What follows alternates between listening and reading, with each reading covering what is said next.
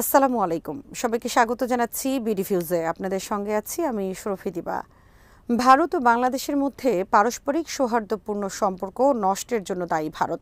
গত ১.৫ দশক ধরে শেখ হাসিনার বর্বরচিত ও একনায়কতান্ত্রিক শাসনকে নির্লজ্জভাবে সমর্থন দিয়েছে ভারত। এখন ভারত যদি তার ভূখণ্ডে পতিত এই স্বৈরাচারকে আগের মতোই সমর্থন দিয়ে নানা পন্থায় বাংলাদেশে অস্থিতিশীল পরিস্থিতি সৃষ্টি করতে চায়, তাহলে তা দুই দেশের সম্পর্ককে আরও অবনতির দিকে নিয়ে যাবে বলে মনে করেন বিশ্লেষকরা। সম্প্রতি ভারতের সংবাদ মাধ্যম দ্য ওয়ারের বাংলাদেশ ও ভারতের বর্তমান সম্পর্কের নানা দিক তুলে ধরা হয়েছে। ভারতকে আগের মনোভাব বাদ দিয়ে সম্পূর্ণ নতুন দৃষ্টিভঙ্গি নিয়ে বাংলাদেশের সাথে সম্পর্ক উন্নয়নের উদ্যোগ নিতে হবে। দ্য ওয়ারের বিশ্লেষণের ভিত্তিতে বিস্তারিত থাকছে মোতালেব জামালির প্রতিবেদনে।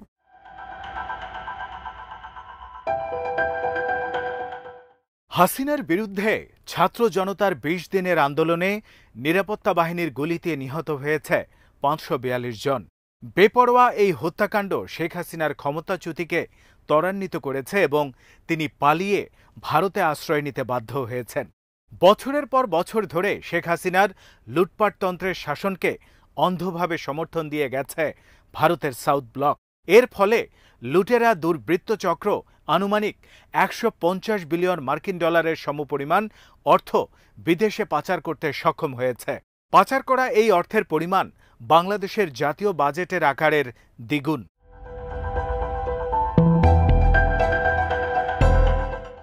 শেখ হাসিনার সরকারকে সমর্থন করা থেকে বিরত থাকতে ভারতকে বারবার অনুরোধ করা হলেও তা উপেক্ষা করা হয়েছে।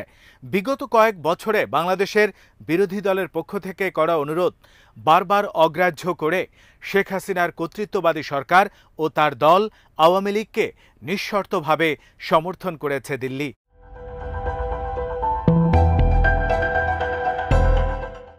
হাসিনার শাসনামলে নরেন্দ্র মোদীর সরকার কখনোই বাংলাদেশের জনগণ বা সাধারণ মানুষের সাথে বন্ধুত্বপূর্ণ সম্পর্ক গড়ার চেষ্টা করেনি। শেখ হাসিনার সরকার ও আওয়ামী লীগের সাথে সম্পর্ক টিকিয়ে রাখার জন্য ভারতের সুনাম ও জাতীয় স্বার্থকে ঝুঁকির মুখে ফেলে দিতেও প্রস্তুত ছিল দিল্লি।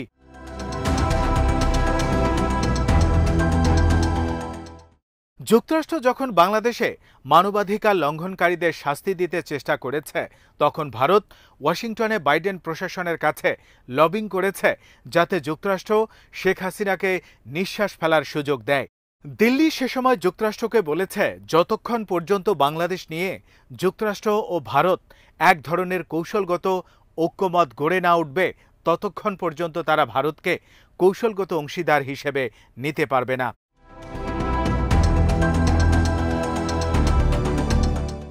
চলমান আন্দোলনে ১৯ জুলাই একদিনেই প্রাণ হারায় ৭৫ জন, যাদের অধিকাংশই নিহত হয় পুলিশের গুলিতে। বিশ্বের বৃহত্তম গণতান্ত্রিক দেশ হিসেবে পরিচিত ভারতের পররাষ্ট্রমন্ত্রী এস জয়শঙ্কর এক বিবৃতিতে এই হত্যাকাণ্ডকে বাংলাদেশের অভ্যন্তরীণ বিষয় হিসেবে উল্লেখ করেন।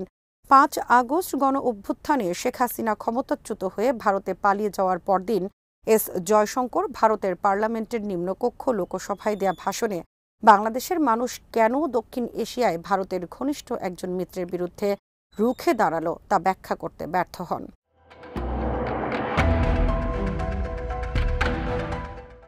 আত্ম অনুসন্ধানের পরিবর্তে শেখ হাসিনার পতনের জন্য ভারতের কিছু মিডিয়ায় পাকিস্তান, চীন ও যুক্তরাষ্ট্রকে দায়ী করে প্রতিবেদন প্রকাশ করা হতে থাকে। একথা ঠিক, দ্বিতীয় বিশ্বযুদ্ধ পরবর্তী সময়ের স্নায়ুযুদ্ধের মতো চীন ও রাশিয়ার মধ্যে প্যাসিফিক অঞ্চলে স্নায়ুযুদ্ধ চললেও ছোট্ট বাংলাদেশে তারা পরস্পরের মিত্রের মতো অবস্থান করছে।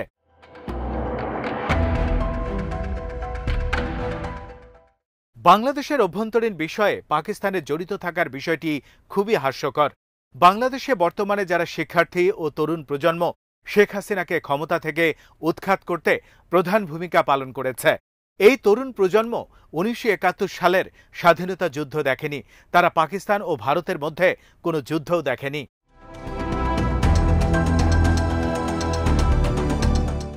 কাজেই তাদের কাছে পাকিস্তান ও ভারত কেবলই দুটি দেশ।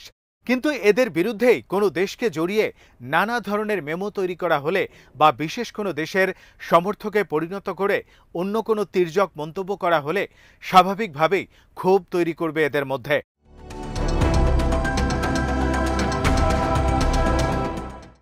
শেখ হাসিনার সরকারের পতনের পর বাংলাদেশের সংখ্যালঘু হিন্দু সম্প্রদায়ের ওপর হামলার অতিরঞ্জিত খবর ভারতের কিছু মিডিয়ায় প্রচার করা শুরু হয়। নিজেদের এজেন্ডা বাস্তবায়ন করতেই তারা এ ধরনের ভূমিকায় নামে। এই মিডিয়াগুলোর মতো ভারতের প্রশাসনও হাসিনাকে আশ্রয় দিয়ে দিল্লিতে রাখা ভারতের জন্য বোঝা হয়ে দাঁড়াবে তা বুঝতে ব্যর্থ হয়। ক্ষমতাচ্যুত এই স্বৈরশাসকের বিরুদ্ধে বাংলাদেশে ইতিমধ্যেই অনেকগুলো হত্যা মামলা দায়ের করা হয়েছে।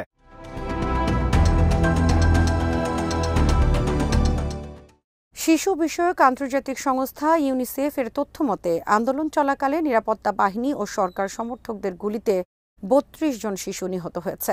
এদের মধ্যে সবচেয়ে কম বয়সী শিশুটির বয়স ৫ বছরও হয়নি। একটি হিন্দু পরিবারের ছোট্ট শিশু রিয়া গোপ তাদের বাসার ছাদে খেলা করার সময় তার মাথায় এসে লাগে একটি গুলি। এ ধরনের হত্যাকাণ্ডকে কোনোভাবেই সমর্থন করা যায় না। এই অমানবিক কাণ্ড যার নির্দেশে ঘটেছে তাকে আশ্রয় দেয়া ও রক্ষা করার চেষ্টা একেবারেই অগ্রহণযোগ্য।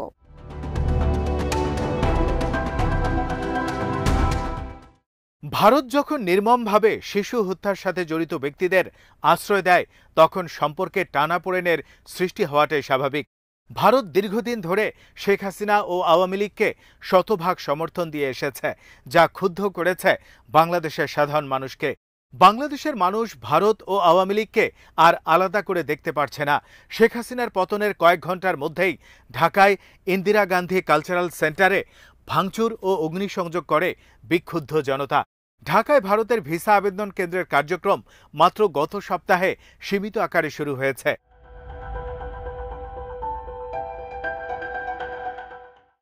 হাসিনাকে অনির্দিষ্ট মেয়াদের জন্য ভারতে থাকতে দিলে তা বাংলাদেশের সাথে ভারতের সম্পর্ক আরও অবনতির দিকেই নিয়ে যাবে। শেখ হাসিনার মানবতার বিরুদ্ধে অপরাধের অভিযোগগুলো চূড়ান্ত হওয়ার পর তাকে বাংলাদেশের হাতে তুলে দেওয়ার বা প্রত্যর্পণের অনুরোধ জানাতে পারে ডক্টর ইউনূসের অন্তর্বর্তীকালীন সরকার। কারণ বাংলাদেশ ও ভারতের মধ্যে প্রত্যর্পণ চুক্তি রয়েছে, যার বিধিবিধানের আওতায় বিচারের মুখোমুখি করার জন্য হাসিনাকে ফেরত চাইতে পারে বাংলাদেশ।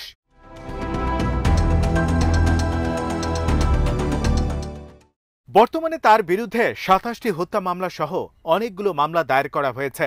শেখ হাসিনা ভারতে পালিয়ে যাওয়ার সময় যে পাসপোর্টটি ব্যবহার করেছেন সেটি ইতিমধ্যে বাতিল করে দিয়েছে বাংলাদেশ সরকার। ফলে পরিস্থিতি আরও খারাপের দিকে গেছে। ভারতে তার অবস্থান করাটা আরও বেশি জটিলতার মধ্যে পড়েছে।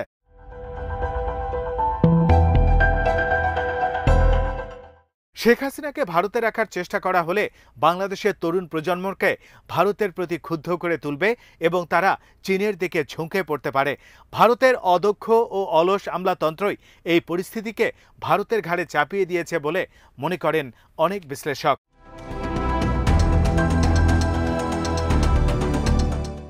হাসিনাকে নিয়ে ভারতের সমস্যা সমাধানের ক্ষেত্রে একটি বড় পদক্ষেপ হতে পারে সমস্যাকে স্বীকার করে নেওয়া। ভারতের সামনে এখন একটি বড় সুযোগ এসেছে পুরনো ও পতিত মিত্রকে সবকিছু লিজ না দিয়ে বাংলাদেশের সাধারণ মানুষের সাথে সম্পর্ক গড়ে তোলার চেষ্টা করা।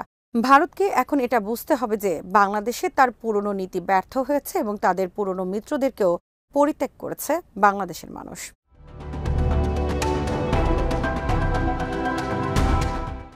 ভারত এতদিন বাংলাদেশকে যেভাবে দেখে এসেছে সেই দৃষ্টিভঙ্গি বদলাতে হবে। বাংলাদেশের স্বাধীনতা সংগ্রাম, ভারতের সহযোগিতা দুই দেশের অভিন্ন ইতিহাসের একটি অংশ মাত্র। ৫৪ বছর আগে দেয়া সেই সহযোগিতাকে পুঁজি করে চিরদিনের জন্য বাংলাদেশকে ঋণের জালে আবদ্ধ করে রাখার চেষ্টা কোনোভাবেই গ্রহণযোগ্য কোনো দৃষ্টিভঙ্গি বা মনোভাব হতে পারে না।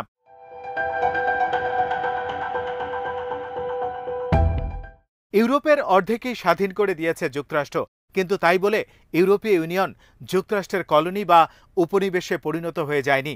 ফ্রান্স, ইতালি বা জার্মানির গণতন্ত্রের টুটি চেপে ধরেনি ওয়াশিংটন।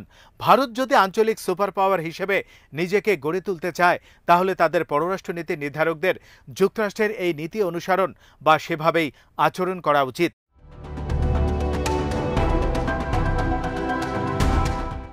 বাংলাদেশের সাধারণ মানুষ ভারতের শত্রু নয়। দুই দেশের মধ্যে সৌহার্দ্যপূর্ণ সম্পর্কের ক্ষেত্রে সবচেয়ে বড় বাধা হচ্ছে ভারতের স্টাবলিশমেন্ট বা সরকার। এই বাধা দূর করতে প্রয়োজনীয় পদক্ষেপ ভারতকেই নিতে হবে।